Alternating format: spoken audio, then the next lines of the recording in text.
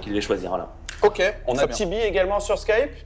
Yes, indeed. Hey, how are you doing, John? I'm not too bad. Salut, how are you? Salut. We're very fine. What do you think about the matches today? Russia, Spain, Norway, and Poland. Do you have which encounter are you waiting for the most? It's a really tough one to say because those are really strong teams. For those who have just tuned in, this is of course the OGaming Nation Wars. I will be casting alongside Idra, and then of course we have the legendary Pompétude, who I always mispronounce, and my apologies for my terrible français. It's very nice. It's disgraceful, and you know it, but whatever the case, I think the Spain versus Russia match is actually really interesting, although it's a little hard to claim that anyone other than Russia has the edge in that one. So I'm interested to see what the other two players can do. For Spain, obviously, you've got Vortex, who is incredibly strong and could theoretically all-kill, but outside of that, if he doesn't, then you're relying on two sort of relatively unknowns to deal with the rest of it. So that, to me, is really interesting. I'm looking forward to seeing how they perform. Yeah, sure. It's going to be very tricky for Vortex. A lot of the future of Spain relies on Vortex on this one, mostly. Yeah, I would definitely agree. For those who don't know, of course, Vortex is the team captain for Spain, and as you can see on the screen, his two teammates are Majestic and Alastor, who are perhaps less known from two smaller teams. We have Majestic from Team Giant and Alastor from Team Vega. And Alastor is going to begin against Titan. Thank you very much, Totalbiscuit. We'll catch you later in the tournament. My pleasure, guys. Thanks a lot, and enjoy the show. Thank you very much. Effectivement, là... Alright, folks. Welcome indeed to the Nation Wars, as I mentioned earlier, from OGaming. Presented to you by Daily Motion. And we will be going into the first game very shortly, but before we do that, I of course need to bring on my co-commentator, who will be helping me along, certainly, with this particular event. I'm going to bring in the one and only Greg Idra-Field. Good morning, Greg. Who I unfortunately cannot hear. Good morning. Now I can hear you. Excellent. How are you doing? Oh, pretty good. I'm really excited. I don't know if there's been a big Nation War thing yet in StarCraft 2, but that was like absolutely gigantic to everyone in Brood War. It was basically the place where everyone got their start as like a known player in the later years. So to actually finally have a big Nation War thing and to get to cast it, it's pretty exciting. It's been a long time since we've done a Nation War, hasn't it? I actually do remember one, must have been ages ago. I think in the beta they did a few Nation Wars. I actually cast a couple of them. So it's really strange to see it sort of popping back up in Heart of the Swarm, but it's also really cool. And we have some really great teams as well. We're going to be kicking it off with Spain versus Russia. Yeah, the two matches today, they seem like they could be pretty one-sided, but in Spain versus Russia at least, we have the really exciting... Vortex is the kind of player who could easily, not easily, but is very, very capable of beating all three players on the other team. But if he doesn't, seeing Alastor and Majestic line up against Happy Titan and Slivko, I don't know how well that's going to work. Alastor at least sounds familiar, but I think that's because he was a Brood War player, and I've just seen his name for a long time, and I've absolutely no idea who Majestic is. Neither of them are WCS players or anything. Whereas Happy and Titan are two of the best foreigners for the last 3 or 4 years, or the last 3 years, and Slivko is a really strong player in his own right. So, I don't know. Vortex has to do a lot of work here, I think. I think he does, honestly, because Happy Titan and Slivko is a really, really strong team. In fact, compared to almost every other team in the Nation War, even the mighty Sweden, which looks something like this, Bishu, Moro, and Zanster, which, well, Naniwar is conspicuous by his absence in that list. Russia seems like actually one of the strongest teams in this tournament.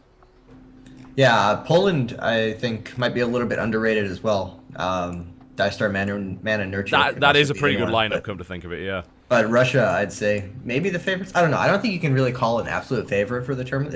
There's too many good teams. But in Spain versus Russia, Spain has their work cut out for them. And I'm really excited also to see, I believe Russia and Poland will play later today, assuming all the matches work out. Yeah, it looks like they will. I can I would be show very excited for that, though. I can show you the starter bracket right here. For those of you who don't know, this is best 5 all-kill format team tournament. So the current bracket looks something like this. It's going to start with Spain versus Russia. That's going to be France versus the Ukraine, which, as much as this is a French event brought to you by OGaming and the legendary Pomfetude, unfortunately, I would say that Ukraine definitely has the upper hand in that match. Yeah, you kind of have to say so. Is Stefano playing for France? I haven't seen their team. I do not believe so, no. The French team does, I do not believe, include Stefano. I will absolutely double-check that for you. I'm not sure if out of shape Stefano would really make too much of a difference. I don't know how much form he's actually lost, because I know he still plays a little bit. Well, But he's I'm really not good sure at building swarm hosts, from what I've seen in the last few. I think you can do that without too much practice. Fair so enough. He'd be pretty good, I'm sure. But Yeah. I don't know if it's really going to stand up to the likes of... I'm not sure Ukraine's team actually is by the Cass, Strelic, White Raw, anyone else. Ukraine's team, I believe, is actually Demaga, Cass, and one other whose name escapes me, but they were pretty strong. I'll double-check in a second here for you. That's France's team there, Daishi, Downfall, and Todd, which... I'm not really convinced about that lineup against the Ukraine, I'm afraid. Daishi can be quite good. Yes. Todd can win against most players on a good day. But yeah, that's going to be tough. I think early on we're going to have some definite underdog stories to watch for. But once we get down to the top 4 teams, I think they're all going to be actually relatively equal. Like there's lots of really strong lineups here. I would tend to agree, and we're going to be going into this game momentarily. It's going to start with Alastor versus Titan on Habitation Station. I think, honestly, we're just ready to kick it off right now, so let's make that happen. That is the wrong button. Let's try... Nope. Oh, great. That's nice. My key bindings didn't save. Okay, one moment. Jeez. Okay. There we go. XSplit is now playing ball. Wonderful. Welcome to Habitation Station. My apologies for that. I'll have a look at the hotkeys a little bit later. It's my pleasure to present to you, from Spain, it is Team Vega's Alastor versus his opponent to the northwest position. In the red trunks playing Protoss for Team Russia, it is Roxkiss Titan. And the first map's actually going to be Habitation Station. That could be... This is a relatively new map. It just got it at, I believe its first competitive matches were the Red Bull LAN, and it's just gotten added to the ladder pool pretty recently. Yeah. There's been a couple of famous PvZs on it already. The SOS vs Scarlet game where he just rushed to 3-base Tempest because 3 bases are so close, plus you get a gold base, you can actually use the Tempest range to defend everything at once. And Protoss does, I don't know, they don't benefit as much as from the gold base as Terran does. The gold base is always just kind of like a bit of a question mark because we don't see too much of it in competitive play before it was removed because it wasn't considered very good. This is one of the first maps in a long time to reintroduce it. And it looks like Vortex is actually going to expand there really quickly if he can. He has a drone sitting over there waiting after his hatchery block of the natural of Titan. Now, this is an interesting strategy already. It is a little bit unusual, isn't it? It's forced a lot of probes off the line here for Titan, which is certainly crippling his income. He currently only has 9 probes mining at his main, which is not super great. The Forge also didn't go down early enough to do any kind of cannon rush, in my opinion. I mean, you could pylon block the natural, but hang on a minute. Alastor's actually cancelled the gold base. Oh, no, he hadn't started it yet. He just has okay. that drone out there. I think he may have sent the drone out very, very early so that Titan wouldn't see it on the way and wouldn't try and block it. I believe that's what's happening. So yeah, he's just waiting for his minerals to accumulate. He's going to drop that. And he is going to be forced to cancel this hatchery. There's a couple of different ways Protosses can choose to deal with the hatchery. They can either send out a bunch of probes in time to kill it. And we see that Titan knows exactly how to do that because he's going to kill it before the queen actually gets out, which is the important part. Because if you get a queen out, then you drop creep tumors, and then you can't take your natural forever. So Titan, very, very prepared.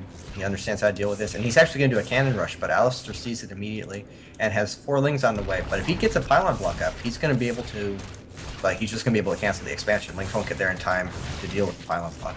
I'm kind of surprised that Alastor actually let that hatchery finish. I mean, you would have thought he'd go for a cancel there, but he did just lose a full hatchery there. He wanted to get the even the creep that you get just from having the hatchery exist is enough to delay the Nexus by a good amount. He wanted that. It's pretty close whether it's worthwhile or not. He obviously wanted it to be. And Titan actually choosing not to pylon block, that might cost him this. If he pylon blocks, then for sure both those get up, but nah, he will be fine anyway. And that's really, really bad for Alistair. Yeah. As you mentioned, he did see it coming, like, but he didn't seem to respond quite quickly enough. It's pretty hard because that's so far away, and his Zerglings were pretty significantly delayed because he did that aggressive offensive hatchery anyway. I'm not sure if it's actually possible for him to hold a cannon rush if his opponent goes for his first, like in this situation. Besides having a bunch of drones out there, and at that point it gets inefficient anyway. Well, that was a really strange start for both players. As you mentioned, the Nexus did get heavily delayed, and it comes down at the 5-minute 35 mark, which is extremely late, considering what's going on there with the Protoss player. And then we see Alistar just expand downwards instead, rather than taking the gold base now that he can't with those 2 cannons there. Pretty significant investment from Titan, but I guess you could also argue that with 1 dead hatchery and 1 cancelled on the gold, it was also quite costly for Alistar. Yeah, and another thing is this seems like a very carefully planned out build by Alistair. One thing to keep in mind, Titan is like the much more established player here. Alistair is kind of like, he's very definitely the underdog. And he came in with what looked like a very prepared build. He went out and did a hatchery block. Yeah. He had a drone already out at the gold base. He was clearly planning on that from the start. And that's two very, very unusual things, and he's doing them all at once. He definitely had something that he had a game plan going into this match. It was very non-standard. And in losing that gold base could definitely mess it up, because if he wanted to do something like a Roach all-in, a big Roach link timing or something, he's going to have significantly less income to work with, and he's going to have to make a lot more drones to get up to that same point, because he doesn't have that gold base. So I would say that killing that probably threw him off what he wanted to do, and he actually does drop a Roach Warren right now. So I think that cannon rush there was definitely worth it for Titan, if nothing else, just because it's going to mess up Alistair's plans. And I think Alistair is the one who needs something funky to happen to really win this game. Yeah, we've already seen quite a few Protoss players complain about the presence of the gold base, claiming that that makes the map very much Zerg favored, and saying they've been struggling with Zerg when it comes to that. So I guess a good reaction to that in the metagame is to ensure that you get that forge first, and you can cannon that gold to make sure that the Zerg can't get a hold of it, and then that balances the map out a little bit more. Yeah, Zerg has a lot more they can do with a big excess of minerals early game. Later on in the game, big Zealot warp-ins and stuff become a bigger factor for Protoss. But early on, it's all Roaches and Lings that take advantage of the minerals. So that's big for Zerg. And it looks like Titan's actually looking to do a little bit of 3 or 4 warp gate pressure. And he has a Stargate following up behind it. Oh, Alistair actually finds it, but is he going to be able to kill it in time? That's debatable. He does have a lot of Lings, actually. The Zealot goes down. Stalker's going to go down as well. Roach on the low ground there. Will Titan risk a warp-in? Unlikely at this point. The Mothership Core's damage is not enough, and that's the pylon out of the way. So that does leave him with the pylon at the gold base, but that's a bit of an awkward warp-in point. There is one a little bit further down here that Alistair has not found. Yeah, with Roaches already on the field, Titan's not going to bother with that. He only has the 4 gateways. He wouldn't accomplish anything by sending Zealots to that. Yeah. And Titan actually putting down a really, really ballsy 3rd Nexus. But with 4 gateways, he should be able to defend that, because Alistair's not all-inning yet by any means. No. He just has a handful of defensive units out on the map. He's going to pick around, do some damage if he can, but that 3rd Nexus should go down. Oh, we'll see about that. There are 8 Roaches on the field, but they're not all there as of yet. There is a Mothership Core, which does little more than tickle Roaches. Void Ray here. And 1 charge Void Ray is enough to obliterate approximately 5,000 Roaches, as you can see here. Titan is wrecking his way through that. However, we're looking for the cancel here by Alistair, and he forces the cancel out. He spends 8 Roaches and some Lings to make that happen. I'm really quite surprised. I thought Titan would be able to defend that 3rd base, but the Roach is able to just take it down beforehand. But that's not the biggest of deals. He actually lost 7 to 8 Roaches, handful of Lings, just in order to get a Nexus that was maybe halfway done canceled. It's good, but it's not a perfect trade-off. And he's switching into Hydras at this point upon seeing the Void Ray. And that seems like a kind of an intuitive response to most people. You see air units, you make Hydras. Yeah. But it's actually pretty dangerous, because if it gets to the point where Hydras have a bunch of Chargelets and or Templar under them, and we already see the Twilight Council coming up for Titan, Hydras really don't function that well as a counter to Void Rays if there's anything under them. If you can isolate the Void Rays, then it's okay. But I'm not sure if he's going to be able to do that. Alistair, however... Oh, and actually, Titan making use of that other pylon you mentioned down at the bottom of the map, and sending in a bunch more Zealots while harassing the main with air units. Nice. And Alistair doesn't really have any units to deal with any of this harassment. No, he doesn't. He's got 5 queens and a roach and a single zergling. That drone line taking some damage. The Oracle actually looking to pick off the queen. Gets that before the transfuse kicks in as well. Charged Void Ray and a bunch of zealots. That third is most assuredly forfeit at this point. There are not enough units on the field. There's 12 hydras on the way. And, of course, Titan should be able to pop that third without too much of a problem. And he does so as the level 1 ground armor complete, so those queens are not going to do anything whatsoever to those zealots. He knows that. Titan can very safely pull back. And also, a couple of workers killed here and there by Titan on the way. So, Alastor looking at a significant economic disadvantage. The last thing you want to be doing when you're building a bunch of Hydralisks is only be on 2 bases and 4 gas. Yeah, at this point, I'm not sure, but I don't know. I really feel like he's going to have to all in. I don't think there's any way he can try and make an economic comeback. Titan already has his 3rd base running. He's going for a pretty late game oriented attack. He's putting up his 2nd and 3rd Stargates to get that Void Ray production going. And it felt like Alistair was already looking for a timing. He hadn't taken the 6th gas at his 3rd base. Generally, if you're making Hydras and heading for a macro game, you get every gas you can immediately. So I feel like he was looking for a timing. Although he's getting a bunch of extra upgrades. He's replacing that 3rd hatchery. I don't know. Going for a macro game here is a big mistake on Alistair's part. It's hard enough to deal with that Protoss composition on even footing, much less having your 3rd base starting as theirs is finished. Yeah, it seems like the last thing you want to do as well is take the gold base that has this massive air void right next to a 3 Stargate Protoss. And Alistair is no way in a million years going to allow that gold base to actually go up and mine. Surely. I mean, Titan will take that out completely. I don't think he even cares. I think he's just going to build up a big army and then just smack him in the face. Yeah, I guess as soon as he feels like it. Probably just wait for Templar Tech. Maybe just there goes the Templar Archives there. But he's going to have Charge Lot finished before this attack hits. He has 3 Stargate Void Rays pumping. He has the Nexus Cannon available if he needs it. This is going to be really tough. And a lot more Charge Zealots warping in. And they are 1-1 now against the 0-0 Hydras of Alistair. If Alistair actually chooses to go in here, this is going to be a massacre. I think so, especially with a few sentries in that mix. If the force fields are good, I mean, they could be disastrously bad and actually keep all of the Zealots away from the Hydras, which would just be terrible, but I think that's really going to happen. Titan's already fired up his Nexus Cannon, and Alistair continuing to menace this. I mean, level 2 ground upgrades for the Protoss players about to be done, and Alistair does not want to be hitting this, surely, but he's going for it anyway. He's bringing the Queens out, he's got some transfuse energy, but there's even going to be some... Oh, dear lord, there's some Archons being mixed into this one as well. This seems like suicide for the Zerg. It is, but he doesn't have many other options. He kind of knows he has to make something happen before the Templar Tech kicks in, before there's 12 Void Rays on the field. And this is an opportunity. Here it is. He lines it up, and he puts out as much firepower as possible, which is going to be enough to deal with the Zealots, certainly, but... The Void Rays are definitely taking some damage. Some roach reinforcements come in on the ground. The ground arm is actually dead now. I have to wonder if these amount of Queens will be enough. Well, the answer is no. There's so many Void Rays. There's already 8 on the field. This army is getting absolutely flattened by this Protoss Air Force here. Yeah, I don't know. Alistair did a little bit better than I would have expected. He killed off most of the Zealots. I kind of thought he was just going to get completely rolled, but he didn't even touch the Void Ray fleet. And that's the expensive part. Like, you kill a bunch of Zealots, they get remade. You kill a bunch of Void Rays, then maybe you can make something happen. But the expensive part of the army is still there. Titan's just going to warp in a few reinforcements and probably go for the kill. Yeah, there's no real reason to drag this out at this point, especially when he sees that gold base. Because you don't want to let gold base run for too long. That kind of mineral income can turn into something. Although here, I don't know, Alistair's standing army is like 2 Zerglings or something. Pretty much, yeah, and they don't shoot up. I mean, there's 10 Hydralisks, there's 1 Void Ray for every Hydra, plus there's an Oracle in there, and some Zealots as well. There's some games where you can't really call it early, but really the only way Titan loses this from this point is if he decides to sit around with his thumb up his arse for 10 minutes.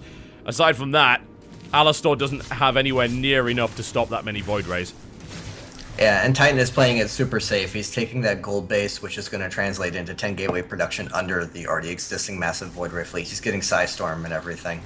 If he were to attack, maybe something funky happens, he accidentally loses all of his units. But as is, I don't know how Alistair can do it, because he's not anywhere near Hive, he doesn't have very good upgrades, he's not continuing to upgrade. Storm not finished yet here, at least, but I think the Void Rays could kill everything on their own, much less the charge lots. Yeah, I was going to say, I think the Zealots will do the job with 2-1, honestly, up against 1-0 Hydras. There's the GG, and Titan flattens the first representative from Spain in this first best-of-5 series with, unfortunately, some questionable decisions, I think, from the Spanish player there. Yeah, that was a tough game, but I mean, it's as to be expected. It's Alistair against Titan. Titan clearly the bigger player going in there. I feel what Spain was doing is they know, as much as Vortex said, Majestic's our best chance to take out Happy and whatnot. Vortex knows he has to 3-0 them. I think they put Alistair out as a bit of a sacrificial lamb. Give him a map where something cheesy can happen in ZVP. Make something happen with the gold beast, maybe if you're lucky. But really, when it comes down to this, Spain's pretty all in on Vortex. I think so. We'll certainly see what Majestic can bring up. Alistor, he seemed like he could have taken out Titan, but the decision-making didn't seem to be there. He took some interesting risks. Build orders didn't quite pan out. If perhaps he'd been able to shut down the cannon rush on the gold, maybe that game would have gone differently. Yeah, but I mean, credit to Titan. He recognized exactly what was going on. He knew exactly how to deal with the aggressive hatchery. He brought down the perfect amount of probes. He got that down just in time. And then he recognized just that with all Alistair had built 2 hatcheries and was taking an expansion that was really far away from his main. And Titan just knew that, like, he didn't even bother pylon blocking. He knew exactly how long he had to get the cannons up, and he knew that the cannon rush was going to be successful in that situation. So it looked like a really easy win, and part of that was just because Titan was better and Alistair made some mistakes, but Titan also secured himself a really good advantage, by merit of his own decisions early on in the game. So Titan really just did, not a super impressive game, but he did everything he had to absolutely perfectly. Yeah, I would agree with that. Titan really didn't make any mistakes in that game whatsoever, and really didn't have to do much either. Aside from the cannons, he just waited for the Zerg to throw the army right at him, shut it down quite easily, and that, as they say, was that. So that leaves Spain down 1 game in this best-of-5 series. Now, we should, of course, point out, if we have a quick look at the bracket there, we haven't updated the scores, unfortunately, we actually can't do that at the moment. I'll see if we can sort that out later. That there is, in fact, another round after that. So even if I recall correctly, actually never, yeah, I mean, we've got to have a situation where I suppose Spain would just go out directly after that. I do not believe, well, we have an elimination round. Wait, it's not double win? I kind of just assumed it was. Yeah, I actually assumed it was as well. The bracket is a little confusing. I'm going to actually have to have another look at that. My apologies. We actually got that bracket kind of at the last minute, and I was looking at it, and it doesn't actually make a huge degree of sense. So I'll have another check on Liquipedia just to confirm exactly what's going on with that. But one way or the other, what we can say is that if the Russian team continues to roll along like this, then they shouldn't have any problems whatsoever. I think Vortex will be their stumbling block, but I'm going to be honest, I mean, look at the rest of the Russian team, I'd say anyone on that team can take Vortex on a good day. Yeah, Happy's TVZ. Oh god, we have to watch Happy's TVZ. I hope he's not still playing mech. Oh no. I just thought of that. But anyway, a Titan... Oh god. At least back in Wings of Liberty, Titan was known as a PvZ master. He was basically the only Protoss in Europe who could actually beat Stefano during Stefano's prime. And Happy TvZ is kind of